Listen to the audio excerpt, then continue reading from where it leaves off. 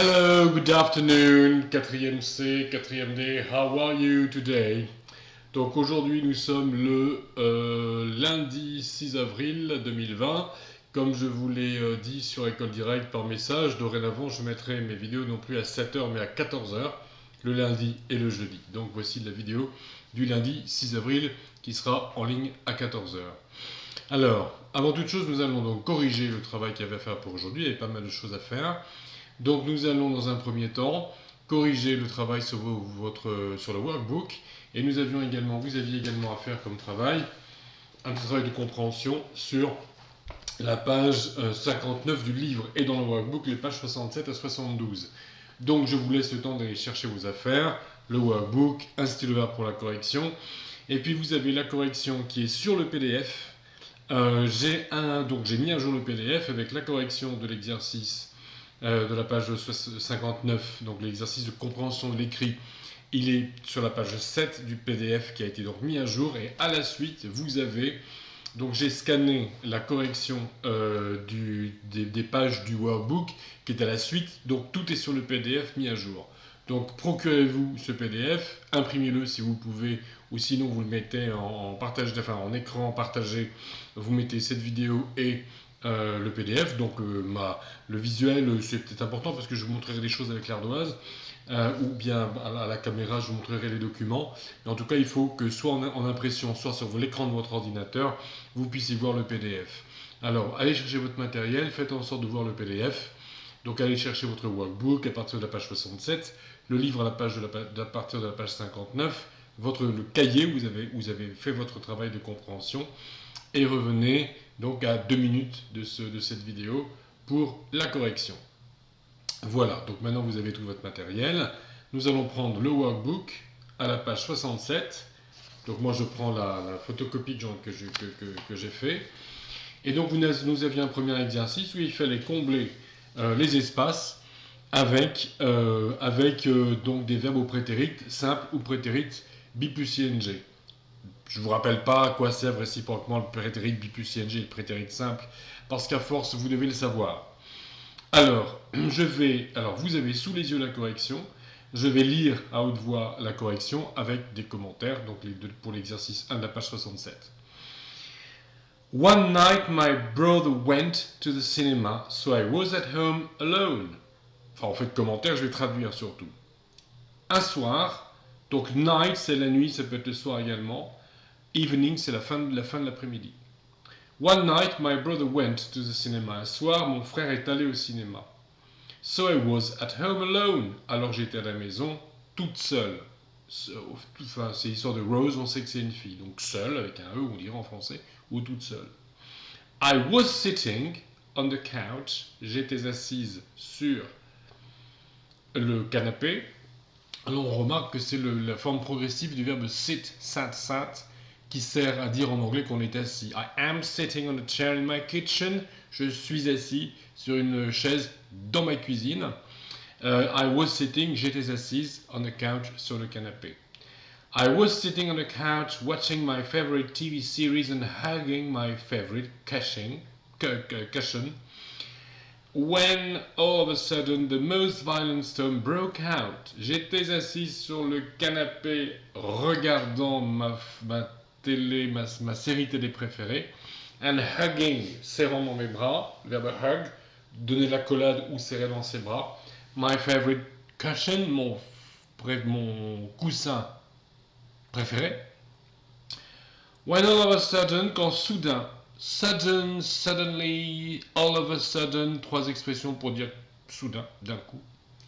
The most, le plus violent des orages. On dirait en français un orage extrêmement violent.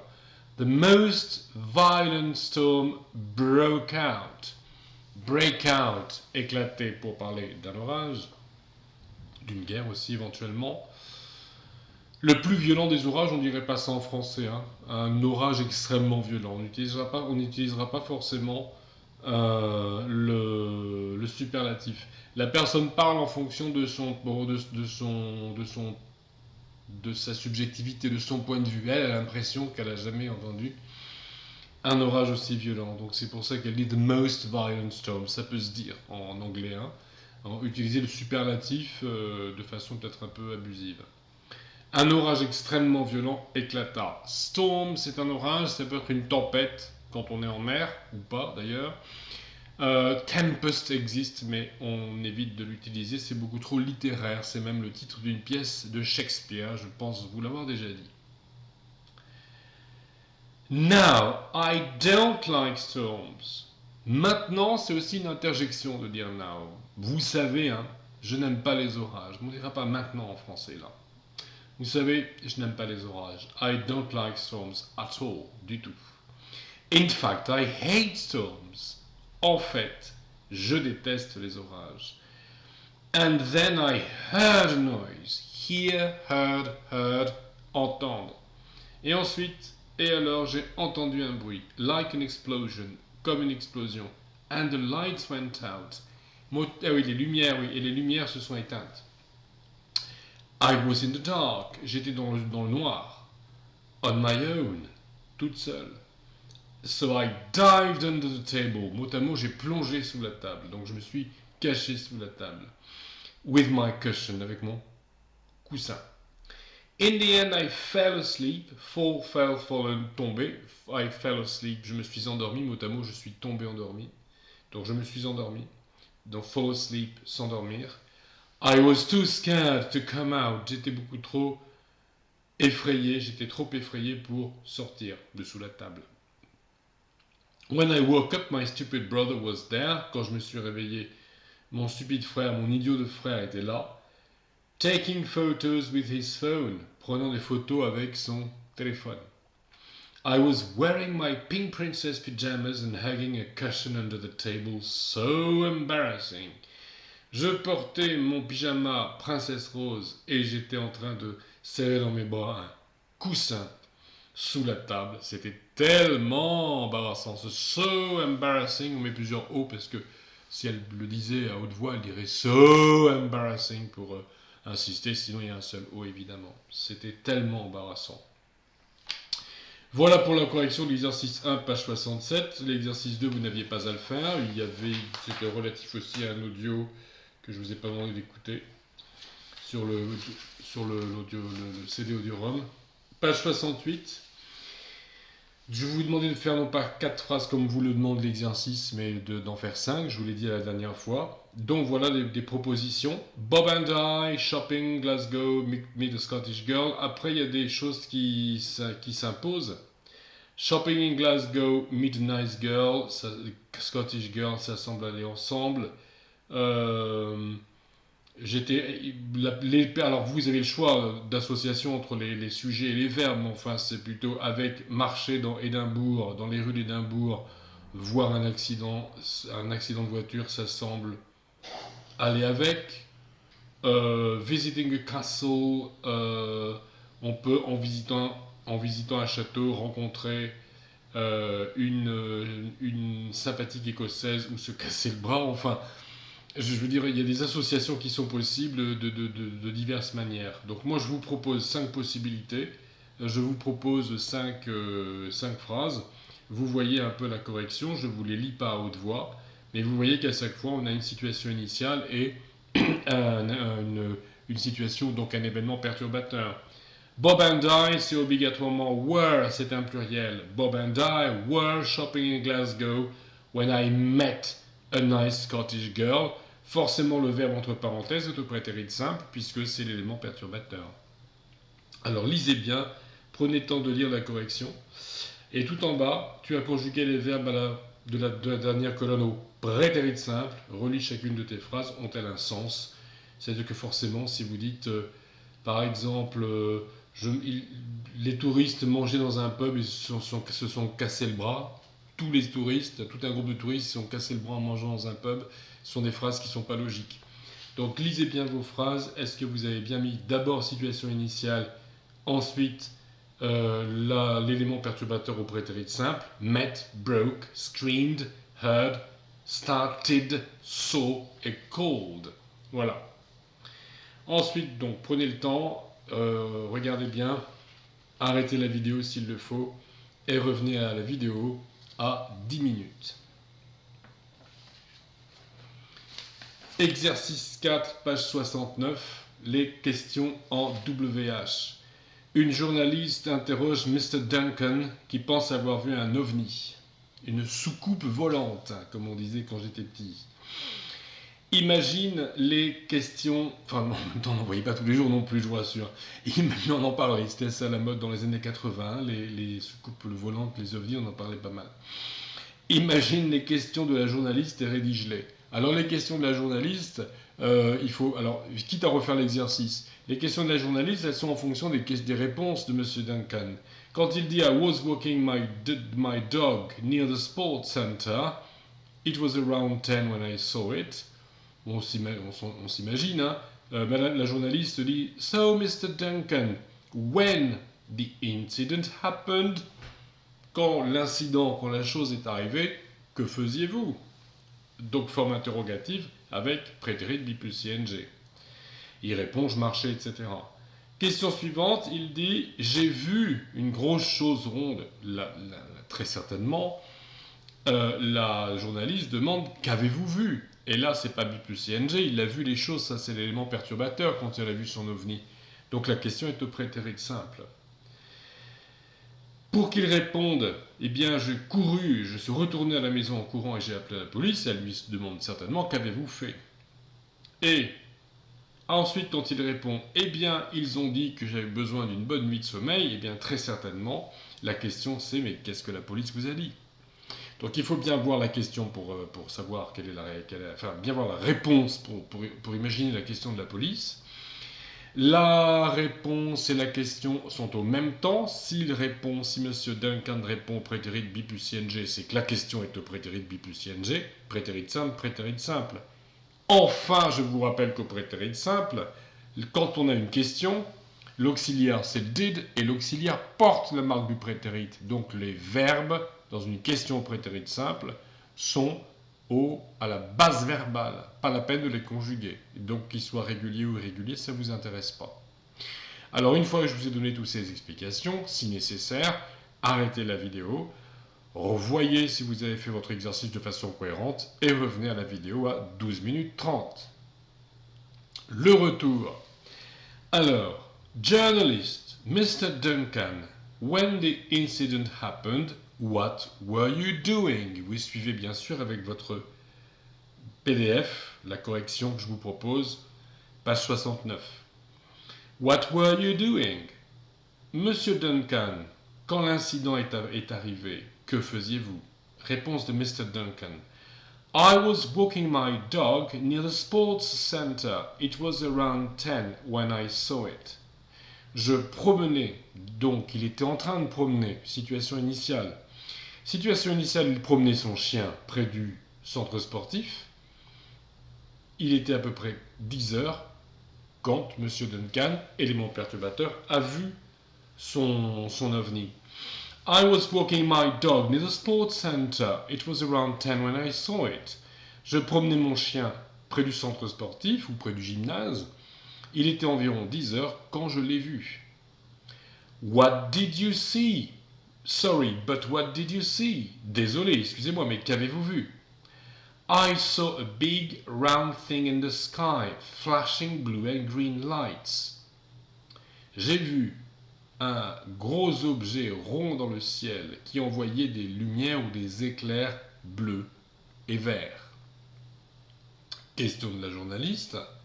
So what did you do? Alors qu'avez-vous fait? Question prétérit simple. Did you et do, le verbe do est à la forme donc base verbale. I ran back home, mot à mot, j'ai couru arrière maison, donc évidemment ça va donner je suis rentré à la maison en courant, je suis retourné chez moi en courant. And called the police, et j'ai appelé la police. And what did the police say? Et qu'a dit la police? Pareil, say n'est pas conjugué parce que j'ai dit, et qu'a dit la police? Well, they said I needed a good night's sleep. They just didn't believe me. Eh bien, ils ont dit que j'avais besoin d'une bonne nuit de sommeil et ils ne m'ont tout simplement pas cru. Voilà. L'exercice 1 du bas de la page 69 n'était pas à faire. Page 70, exercice 2 n'était pas à faire non plus. exercice 3 de la page 70. Alors, encore une fois, vous allez faire une vérification avant de passer à la correction. Alors, tout en haut, on vous dit repérez le code couleur. Enfin, pardon, il faut que je monte encore un petit peu pour lire l'énoncé. Prétérit simple, prétérit bi plus ing, encore une fois. C'est la dernière fois qu'on travaille là-dessus. Il faut vraiment que vous ayez compris au-delà de cette vidéo. Hier soir, la foudre est tombée juste à côté de chez les Mackenzie. Ils racontent à leurs voisins la scène, ce qui s'est passé, conjuguent les verbes. Alors on commence par repérer le code couleur. Pour décrire la situation, les activités de chacun au moment de l'incident, ce que chacun était en train de faire, la situation initiale. Je conjugue au prétérit bi plus ing, qu'on appelle aussi le prétérit progressif. Pour raconter l'événement et les réactions de chacun, élément perturbateur, péripétie. Je conjugue au prétérit simple. Relire le Grammar Keys, page 65 en cas de doute, donc votre livre, page 65, vous avez encore un rappel. Et j'en ai truffé votre cahier également, le PDF, etc.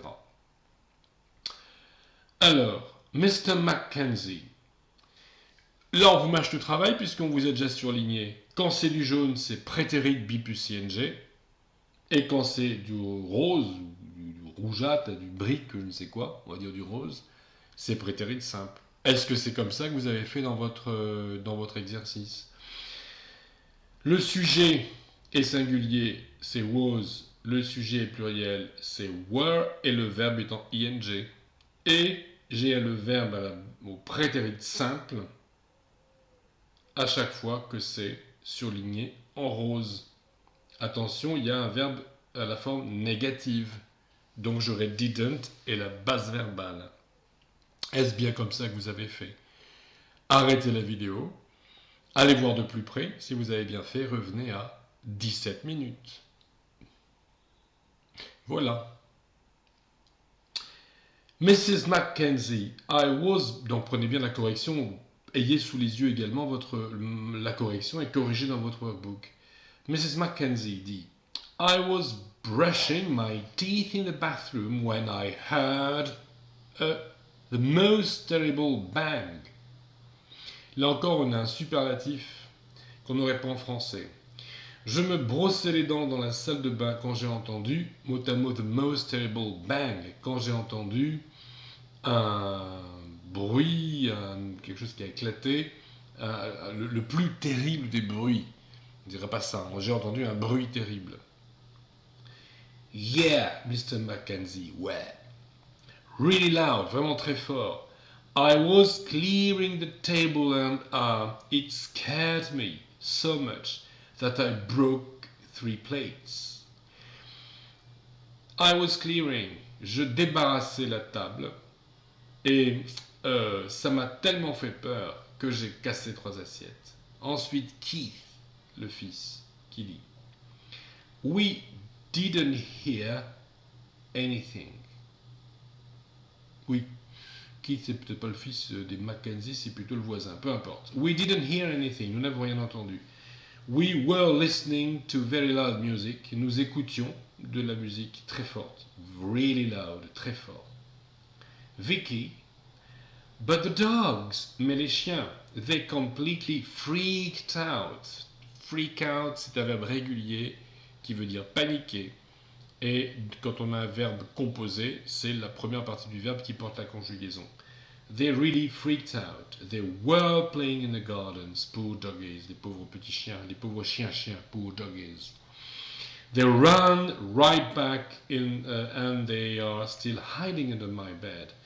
They ran back. Ça veut dire ils sont revenus en courant. Ils sont revenus en courant. Ils sont rentrés en courant. Et ils se cachent toujours sous mon lit. Ils sont toujours cachés sous mon lit. Voilà. Donc, nous en sommes ici maintenant, page 71. Là, je crois que j'avais déjà bien expliqué le fonctionnement dans la vidéo précédente. Voilà la correction que je propose. Donc, regardez page 72. Là aussi, il faut que ce soit logique. C'est-à-dire que le chef et le manager, qu'est-ce qu'ils peuvent bien faire, le chef et le manager, dans ce qu'on propose, dans ce qu'on suggère? C'est eux qui discutent des menus et leur place est plutôt dans la cuisine. La réceptionniste, on vous fait la phrase dans la phrase d'exemple. Ensuite de ça, je remarque que les seuls qui sont plusieurs et qui peuvent également être en train de jouer dans la salle de billard, c'est le The Gardiner Family. Et Johnny the Waiter, sa place est plutôt dans la dining room, dans le salon, dans la salle à manger. Et il reste Mrs. Lowe, qui est certainement une cliente, et qui est dans la chambre 103. Je ne mets pas la Gardiner Family dans la chambre 103 parce qu'on imagine mal Mrs. Lowe toute seule à jouer au billard. Une famille de 4 plutôt. Alors du coup, voilà, on va aussi faire en sorte de faire des phrases cohérentes. Donc vous regardez s'il vous plaît les phrases que je vous propose dans la correction.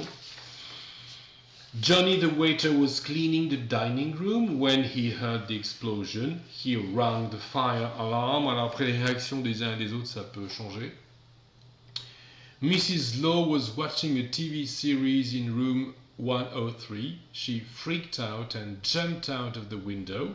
Madame Lowe est en train de regarder une série télévisée dans la chambre 103. Elle a paniqué, elle a sauté par la fenêtre. Là, ça pourrait être la réaction de la famille Gardiner, par exemple, ou du chef et du manager, ou du waiter. Hein. Voilà, vous avez le choix. The chef and the manager were discussing the menus in the kitchen. Attention, c'est un pluriel, donc were discussing the menus in the kitchen. They called the fireman. Donc là, prétérit simple. Après, la réaction de chacun est au prétérit simple. The Gardiner family was playing ou were playing. Je vais vous expliquer pourquoi j'ai mis was barre oblique were. The Gardiner family were playing in the billiards room. They calmly left the building. Situation initiale, B plus ing, ensuite la réaction. Voilà ce qu'ils sont en train de faire. Et la réaction, prétérit simple. Je pense que là, ça doit être acquis. C'est fini, on n'en parlera plus. Alors, Gardiner family, quand on dit en anglais, the Gardiner family, the family, the police, the government, quand on parle d'un groupe au singulier, on dirait en français la famille Gardiner est arrivée. On dira les Gardiner sont arrivés. Mais la famille Gardiner, ça se conjugue au singulier. La police arrive avec un E. La police m'a téléphoné et non pas m'ont téléphoné. La police, le gouvernement, la famille, tout ça en français, ça me paraît logique de conjuguer au singulier parce que c'est une police, une famille, un gouvernement, même s'il y a plusieurs personnes à l'intérieur. En anglais, on a le choix. On peut dire The Gardiner family was playing, si on considère vraiment ça comme un groupe compact, et si on considère que ce sont tous les membres de la famille, si on veut le dire sous cet angle-là, que vraiment tous individuellement jouer dans la salle de billard, on peut dire The Gardiner were playing. The Gardiner family, pardon, were playing. The Gardiner family was playing. On a le choix. Ceci étant dit, quand on reprend avec un auxiliaire, avec un pronom, on est obligé de dire they. On ne peut pas dire it, parce que c'est une chose, une famille, c'est pas une personne. On ne peut pas dire it non plus, parce que c'est pas non plus une chose, c'est un groupe de gens. Donc là, par contre, quand on reprend un pronom, on est obligé de mettre they et de mettre au pluriel. L'usage, je pense, en anglais, c'est qu'on dira quand même plutôt The Gardiner family were playing in the billiards room. They calmly left the building. Mais si vous avez dit dans la première phrase was, c'est pas faux. Voilà. Voilà pour la correction des exercices sur le workbook. Maintenant, je vous encourage à prendre votre livre, je vous encourage, je vous demande instamment d'aller prendre votre livre à la page 59, donc d'aller voir la correction de cet exercice que je vous ai demandé de faire, where, when, who, what. Et on va voir ça d'un peu plus près. On va essayer de comprendre ce texte. Donc vous allez maintenant, d'ici à ce que vous regardiez ma prochaine vidéo, vous allez prendre le temps, dans les jours qui viennent, de regarder à nouveau ce document et essayer de le comprendre, de le traduire éventuellement de tête ou de bien chercher le vocabulaire, de bien comprendre ce texte qui est dans un anglais assez soutenu. Enfin là, on va faire un petit travail de compréhension quand même par rapport aux questions qu'il fallait poser. Où, quand, qui, quoi. Alors, où, c'est vrai que le texte ne le dit pas. En l'occurrence, les aventures de Dr. Jekyll et Mr. Hyde, je vous avais donné une petite Un petit indice, Mr. Hyde, Dr. Jekyll, Mr. Hyde, j'en ai déjà parlé avec les verbes irréguliers en disant que Hyde, H-I-D-E, c'est se cacher, il ne fallait pas confondre avec Hyde Park, H-Y-D-E, qui est un parc à Londres.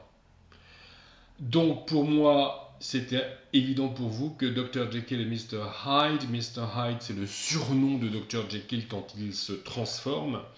Donc c'est vrai que pour un anglophone, pour un anglais, c'est une évidence que ça se passe à Londres. Je n'ai pas pensé que c'était pas forcément une évidence pour vous. Où est-ce que ça se passe à Londres? La connexion pour un jeune français, c'est pas du tout évident. Donc c'est vrai que les aventures de Dr. Jekyll et Mr. Hyde, c'est obligatoirement à Londres, mais pour vous, c'est pas si évident que ça. En tout cas, ça se passe dans une rue. Alors, il y a deux choses, c'est là où c'est un peu ambigu, parce qu'il y a cette discussion entre Mr. Enfield et Mr. Utterson. Donc, eux, ils sont dans une pièce ensemble en train de discuter, et ensuite de ça, il y en a un des deux, c'est Monsieur Enfield qui raconte des choses qui se sont passées longtemps avant, et qui se sont passées dans une rue à Londres, une rue à 3 heures du matin, et il explique à un moment donné que ça s'est passé longtemps avant. Il dit à la troisième ligne, It is connected in my mind with a very old story. Alors, j'avoue que je vous ai demandé un travail un peu difficile, parce que Robert Louis Stevenson écrit Mr. Jekyll et Mr. Hyde Dr. Jekyll et Mr. Hyde en 1886, donc on suppose que l'action qu'il raconte se passe au maximum en 1886, et Monsieur Enfield explique que c'est une très vieille histoire, donc qui a dû lui arriver vers 1850, mais j'avoue que c'était compliqué pour vous. Alors je vous propose quand même une correction sur le PDF que je vous demande sur laquelle je vous demande de jeter un œil, que je vous demande de regarder, et je vous demande de bien regarder le texte à nouveau, page 59. The Strange Case of Dr. Jekyll and Mr. Hyde by Robert Louis Stevenson, 1886. L'étrange affaire du Dr. Jekyll de Mr. Hyde, et j'avoue que je ne sais pas exactement, moi je l'ai lu en anglais, je ne sais pas comment le titre a été traduit en français, certainement l'étrange affaire du Dr. Jekyll et de Monsieur ou de Mr. Hyde, par Robert Louis Stevenson. Dr. Jekyll is fascinated by the existence of good and evil in man. Donc je vous demande pour des raisons culturelles, on va dire, de faire une petite recherche sur Robert Louis Stevenson, qui a eu une vie fascinante, qui a beaucoup visité la France et qui aimait beaucoup la France, notamment une région qui m'est chère, à savoir les Cévennes. Certains connaissent peut-être parmi vous, si vous connaissez une ville qui m'est très chère aussi, Saint-Jean-du-Gard.